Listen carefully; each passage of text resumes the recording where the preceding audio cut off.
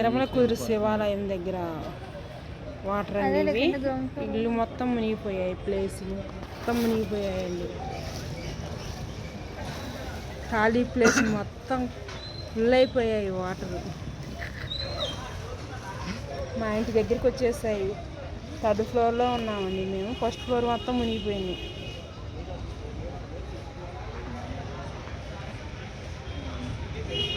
శివాలయం అనేది, శివాలయం దగ్గర వాటర్ మొత్తం రోడ్డు మొత్తం ఫుల్ అయిపోయింది.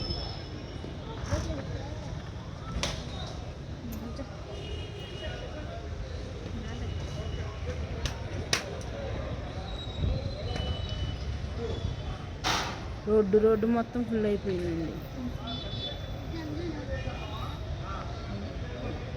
పర్యాటకులు మొత్తం చూడటానికి వస్తున్నారండి. ఫుల్ అయిపోయిందండి రోడ్డు.